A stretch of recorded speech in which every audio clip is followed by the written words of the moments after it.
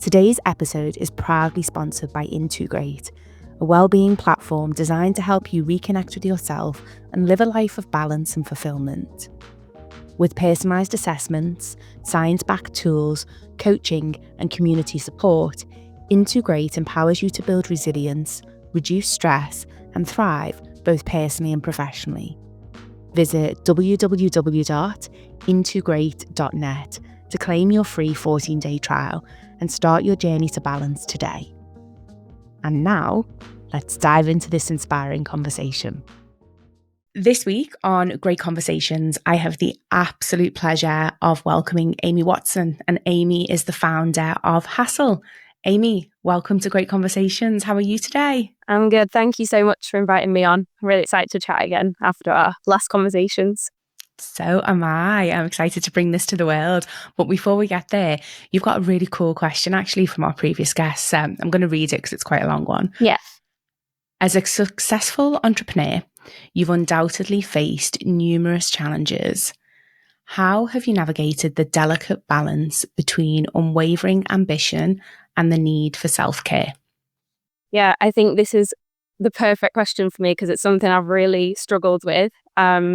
I think it's really tricky when I've had kind of that level of ambition, if you call it that, from being really young. And I've always loved working and loved entrepreneurship and really struggled to kind of separate the two. Anyone who knows me will tell you that I'm still really not that good at it. And it's kind of, I think it's taken for me in my last role, I was working at for a health tech company, and being around a lot of health professionals really kind of helped me to sort of find the value in taking care of myself outside of work to be better at work. And that was kind of the motivation I needed. I needed some incentive that still linked back to what I love. So I think kind of finding your reasons. Obviously, it's so important for, your health and everything like that. But I think finding kind of the thing that makes you really care about your health is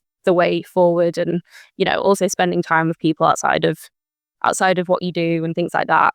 But yeah, it's definitely a work in progress and something that I'm still very conscious of as I run my own brand. So yeah, and I think that is the balance, isn't it? And as you say, particularly for entrepreneurs, when we tend to start businesses because we're passionate about it, and then it does take up a lot of your time. And so this concept of work-life balance and the demarcation is really hard, particularly when you're energized by what you're working on, as well as the pressure to obviously build it and make it something yourself.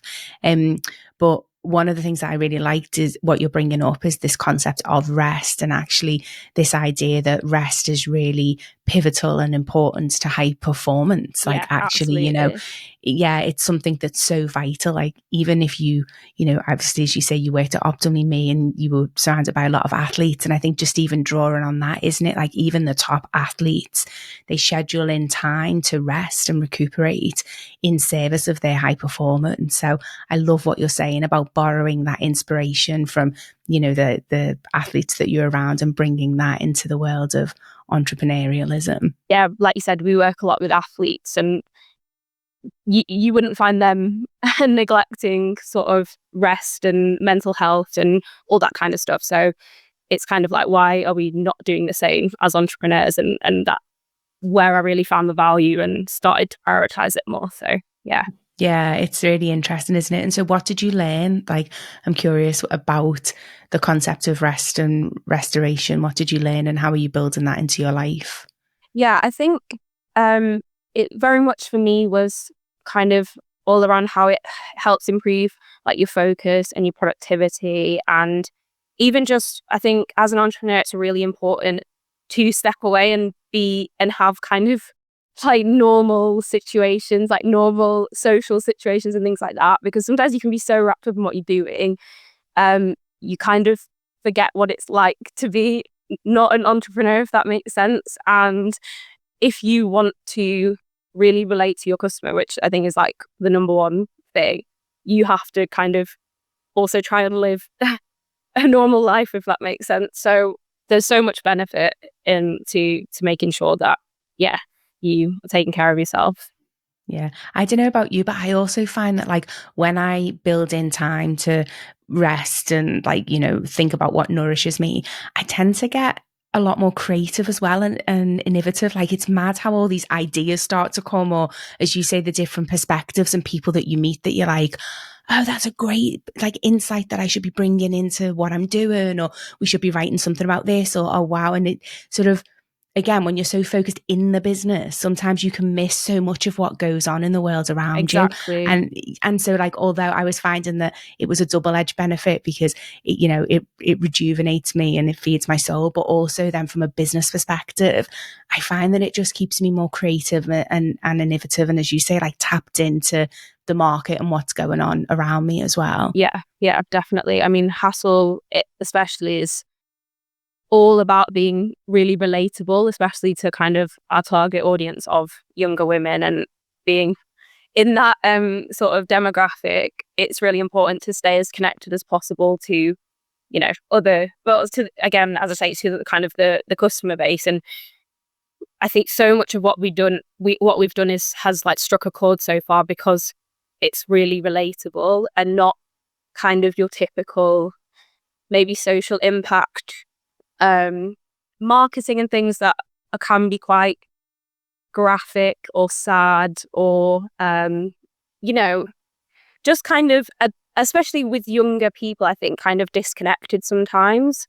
And for me, it's like I want every woman out there to be like, oh my god, this is my life, they get me, this is exactly what I go through on a daily basis, because I think you need that to build that trust that you're actually going to do something about it. So yeah. Yeah. And tell us more. So, for those that don't know, so tell us more about HASSL. It's such an unbelievable business that you've just launched. So, tell us a little bit about it. Yeah, so I founded HASSL in October 2024. And essentially, it's a social impact brand that is focused on tackling female harassment, especially in public spaces. And it's around tackling it via kind of addressing the core causes of that, rather than giving women more safety tools and products and things like that, which is pretty much the solution that's out there right now. So yeah, it's all about tackling things like misogyny and sexism. It's about addressing barriers to reporting, conviction.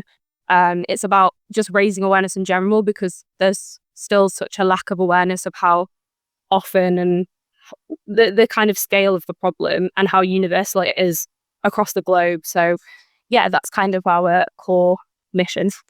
Mm. And what was it that sort of, brought you here? Like, what is it that's Yeah. landed you in this space that you're so passionate about? I mean, I've always been very interested in kind of politics, social issues, things like that.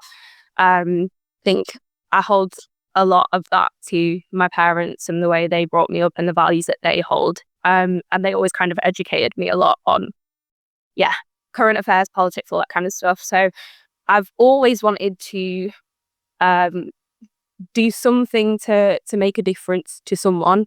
And yeah, I kind of came across the concept of social impact at uni, and I was like, I already loved entrepreneurship, and it was like the best of both worlds, like the best of the two things that I am most passionate about. And I was like, this is what I need to do with my life. Like, yeah, it just like clicked. And yeah, so that was always what I was going to do. I think just living in London, I've had it happen to me so many times that it just becomes very like, you just don't even think about it because it happens so often.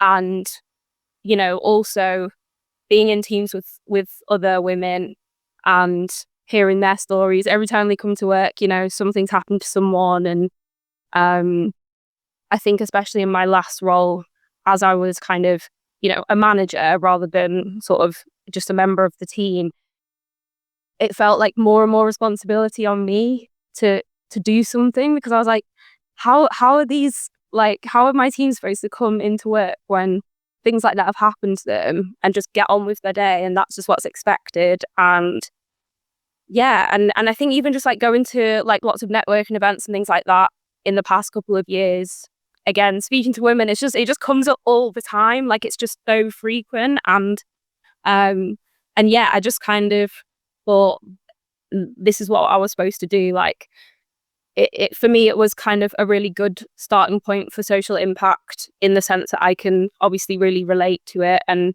it's a situation that I've personally experienced. So it felt like kind of a good, one day I would love to tackle everything that's out there.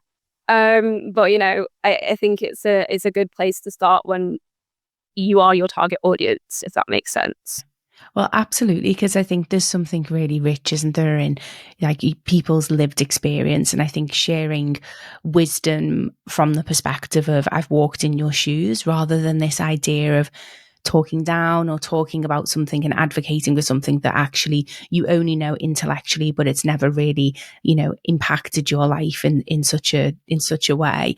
And it's not to say that there's not a space for that, but I think particularly when you're trying to build community and when you're trying to drive grassroots change and change in mentality and how people are showing up, the impact that you can have energetically of getting up and sharing your story and sharing your experiences. Being able to really, really like relate to your audience and to the problem you're trying to solve helps so much, because it just feeds your ideas. Like you said, it helps you create communities and all that kind of thing. So yeah, I think it was a good starting point for me. So with HASSL, you're creating a safe space for women to show up and sort of tackle the issue around, is it men's violence against women? Is it like, is that the broad category? Yeah, I mean, it's focused on like street harassment, kind of public spaces. So usually, rather than kind of domestic violence, domestic abuse, more harassment, catcalling, spiking, following, like all that kind of stuff that tends to happen, sort of between a woman and a stranger. So yeah, the kind of main focus is the street harassment, young girls especially, because it tends to start from a pretty young age. So yeah, the focus is around that. I think I read somewhere the other day that 1 in 7 women over the age of 16 in the UK has experienced stalking, which I find just like horrific. I was chatting to a friend the other day, and we know a mutual friend that her drink got spiked, and we're like in our 40s. I mean, the amount of conversations I'm having with women about people, inappropriate male behavior seems to have just sort of ballooned.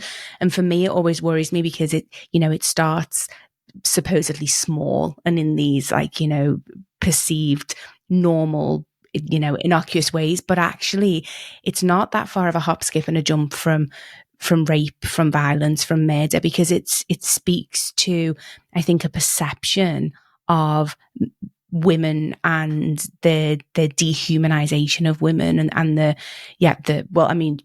I'm putting words in, you tell me what it speaks to. No, absolutely. Like it's all stepping stones. And this is the thing, like it can start small and it's not an illegal thing or anything, and it gets bigger and bigger. And this is the thing, it's not just, men, it's also women there's a lot of women that still have kind of internalized misogyny and don't really even recognize it themselves, and are just like, oh, this is just the way it is, and like this is just what we have to accept. And I guess the deeper you kind of get into feminism and historical sexism and all that kind of stuff, like you said, you really start to understand how much it's ingrained within us. And I think it's like, if, for example, there's a friendship group of men or guys, and someone makes a joke that's, or someone catcalls, or it's just something that we see as like the lower level stuff,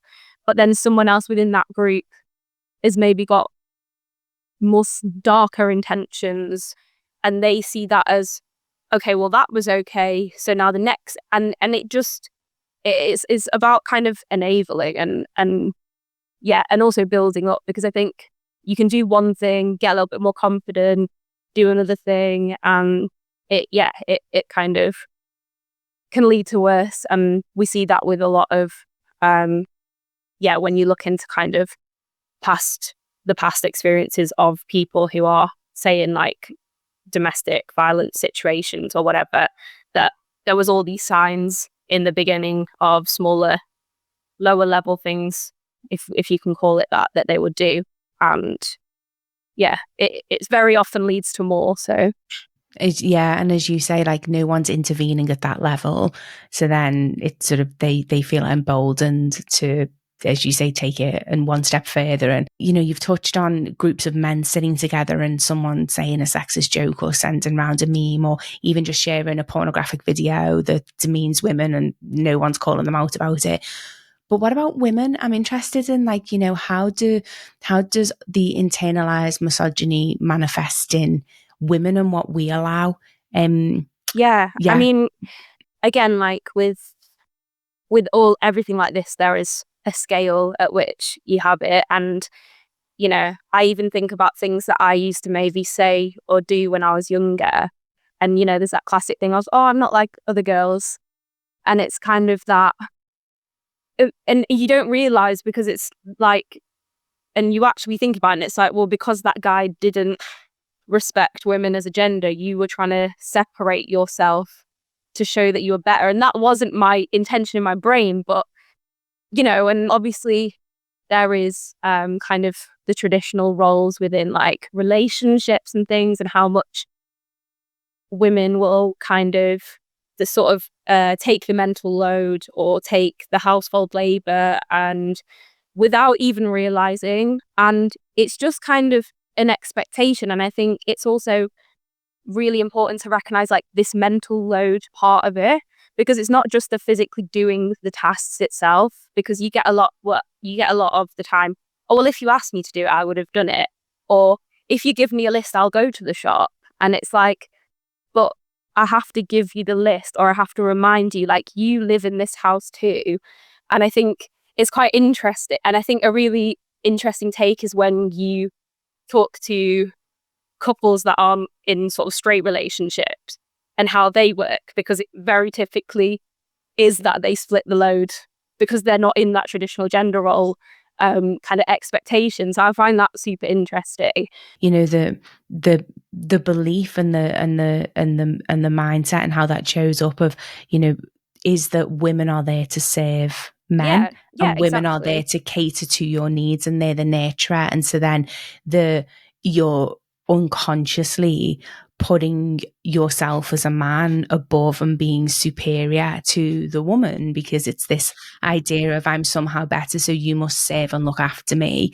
And then, as you say, that manifests in when you go out into the world, assuming that it's okay then to be able to say whatever you want to a woman without any form of accountability or being held, responsible or rejected, your unwanted advances. Yeah, like you said, like it is, a lot of the time it is more of an unconscious thing. Like, it's not to say that there's all these people out there that are just, very much like, I'm better than you and all this kind of thing. Like, it is important to recognize that it is, it comes from historically, like, women obviously didn't work because they weren't allowed to, and women did stay at home and do kind of the cooking and the cleaning and all of those, the household sort of chores and responsibilities. But we see that as society has progressed and as more women have,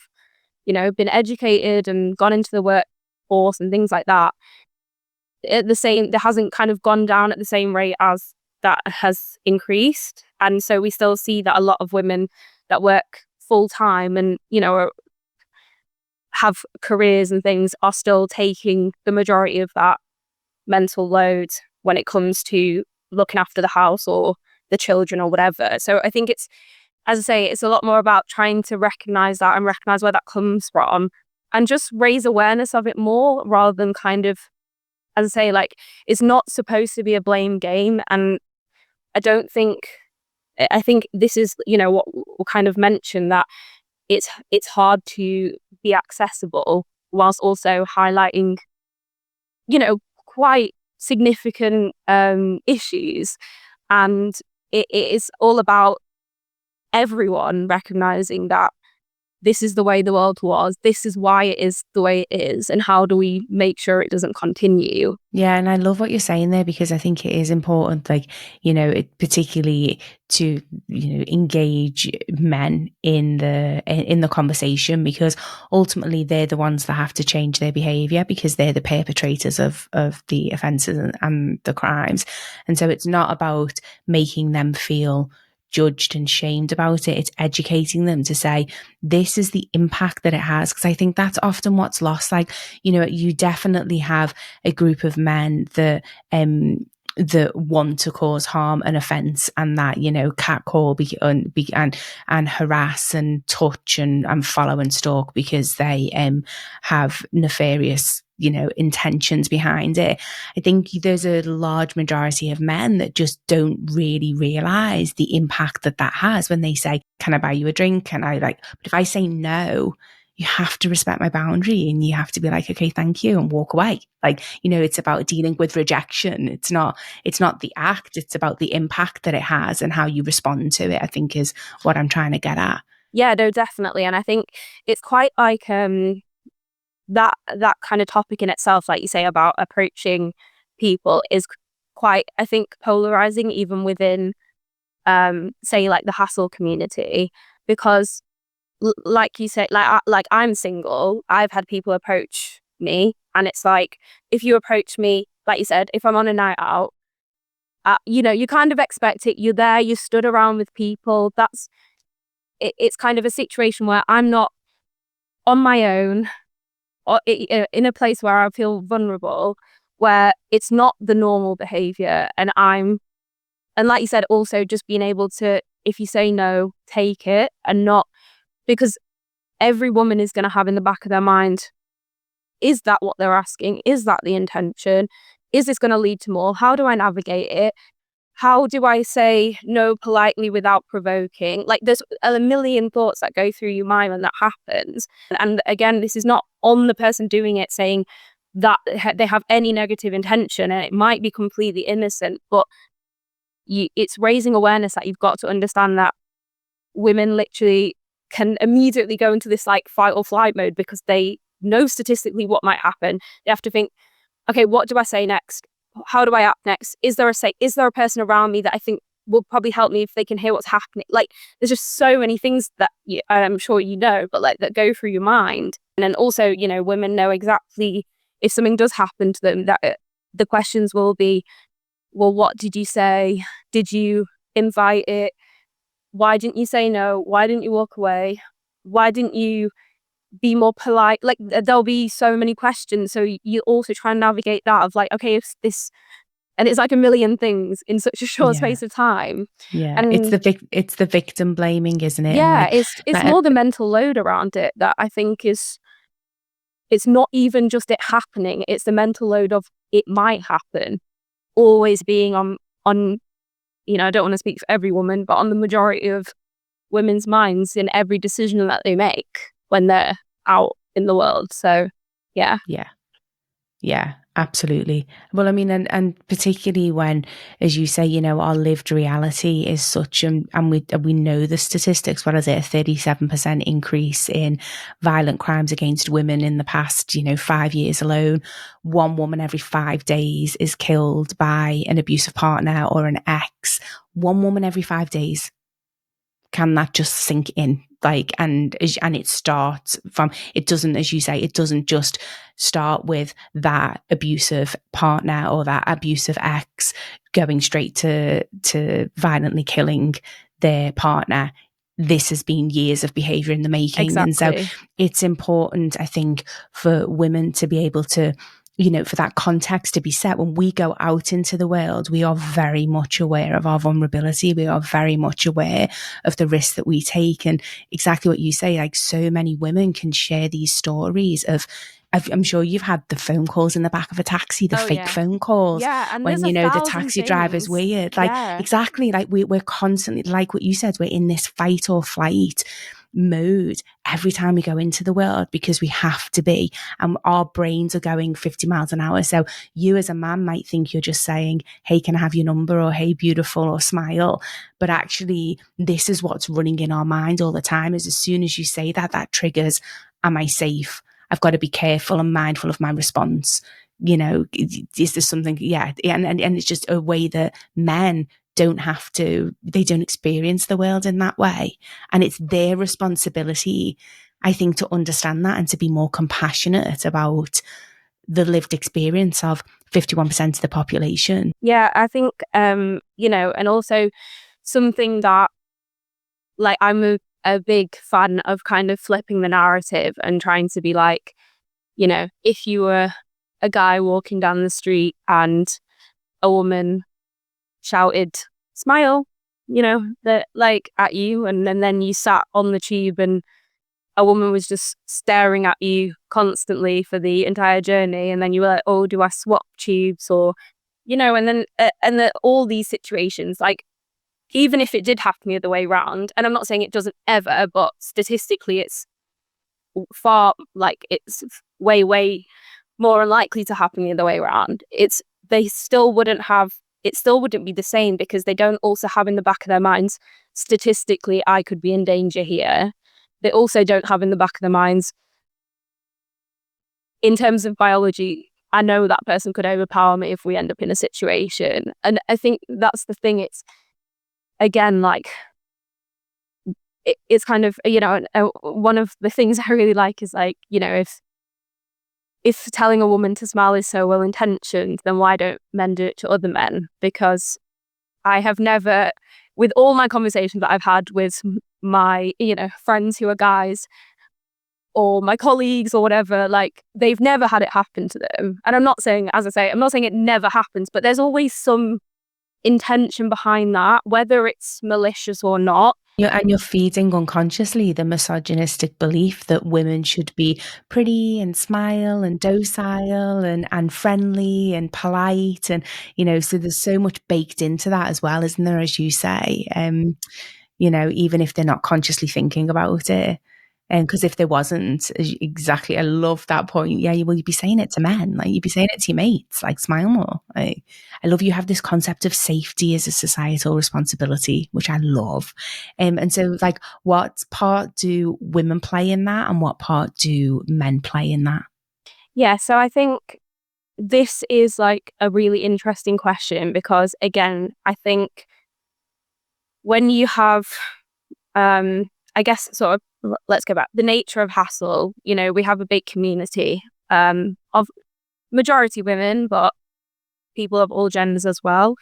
Um, there are women that have gone through really horrific situations and have pretty much never had, or have never had, a man in their life that they could trust, you know, or they had a good experience with at all. They've, you know, maybe not had a father, or, you know, from family and whatever. They've been in abusive situations, and then they've gone on to abusive relationships and all this kind of stuff.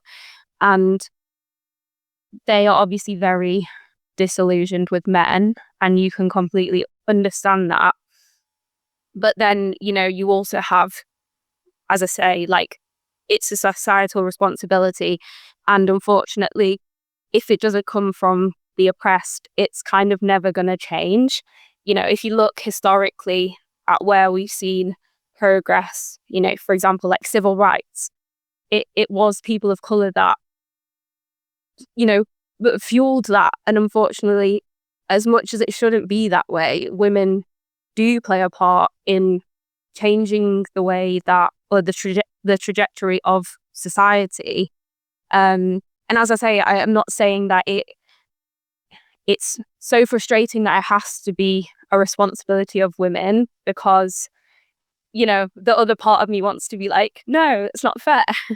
And it isn't fair. But it's like, if we also want to see real change, there is, you know, within friendship groups, within relationships, if you're a parent, if you're a teacher, if you're a leader of any kind, if you're just even within a space, it is really important to call out behavior if it's safe to do so, and also try and come at it from not a place of anger, which is really, really difficult to do and something that I have worked a lot on, because if you come at it with anger, it's very easy for other people to switch off and not hear what you have to say. And again, it shouldn't be like that, but that is the way it is. And I think it's so important to try and unpick what has been said or why it's been said, where that's come from, and I think like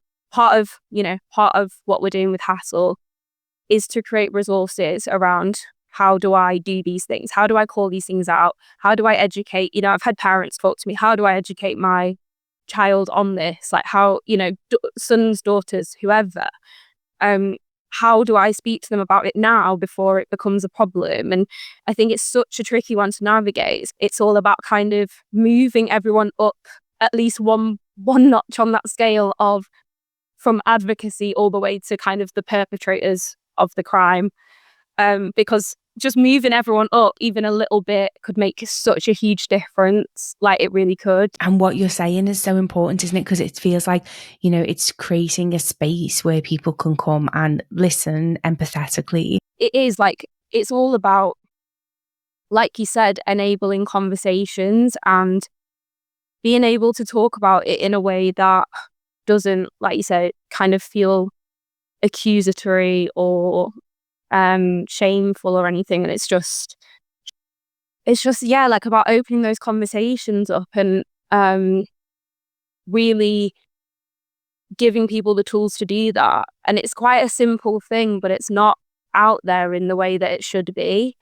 And a lot of kind of organizations, and not that there isn't a place for this, because there absolutely is, but they tend to use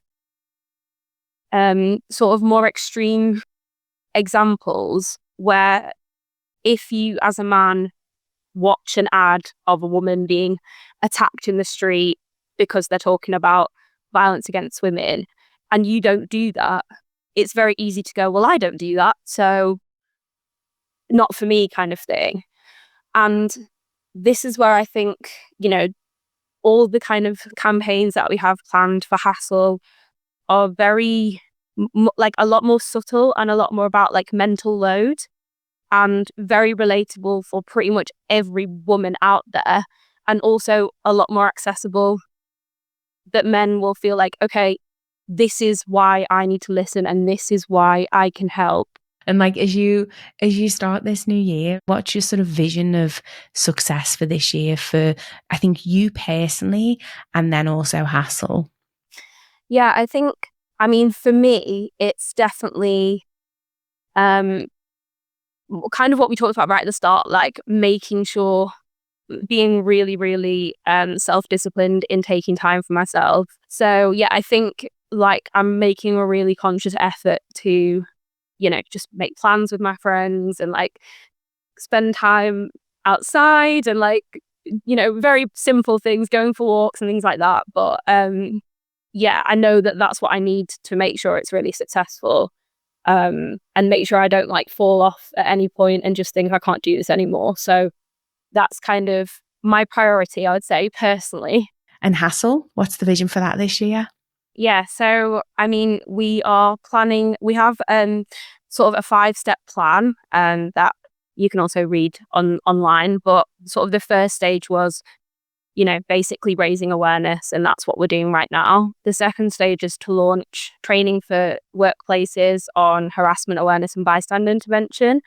And we're also going to launch our online store, which is all kind of minimalist, neutral, aesthetic, basics and accessories that have our messaging, but also generate revenue for us to fund all the education and resources that we're going to be providing. Where do we find HASSL? That, sounds all amazing. So come, tell us how we can sign up and get involved. If you go online, there is, we have a website, which is www.hassl.uk. And it is a global brand, so don't be put off by the UK.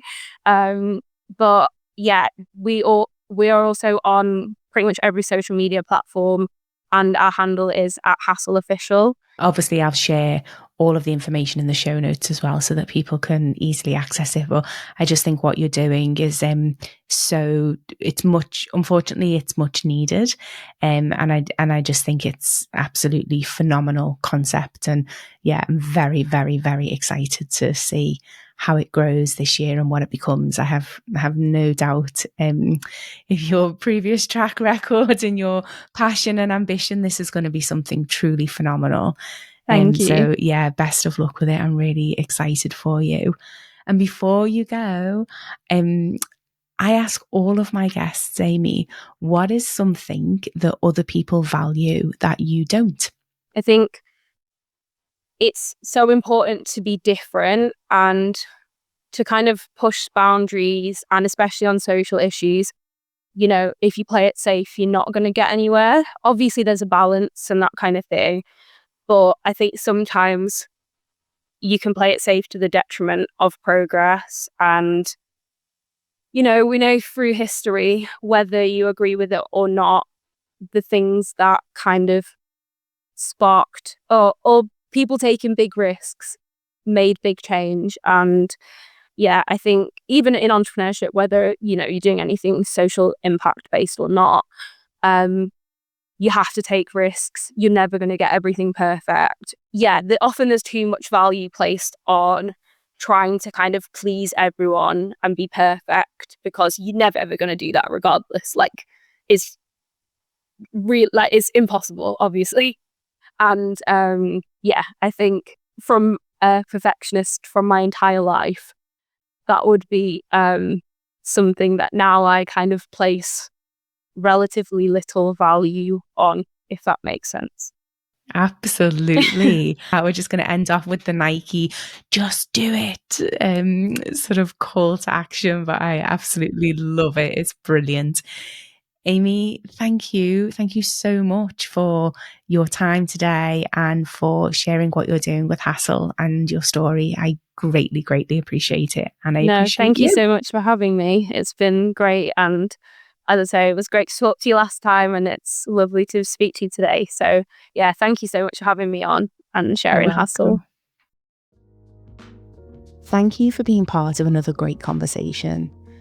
Your thoughts and feedback really mean the world to me, so please let me know what stood out to you or what topics you'd like us to explore next. Your feedback and input really helps us grow, so please don't hesitate to leave a comment or reach out. If you found value in today's conversation, please share it with someone who might benefit, and subscribe to our channel. It honestly makes a huge difference. Not only does it help us reach more people, but it also helps us grow this incredible community. I want to send a heartfelt thank you to my editor, Stian Ritz, for making every episode sound amazing. And also to Jamie Jenkin for the beautiful music you hear each week. As always, I'm sending you so much love. Bye for now.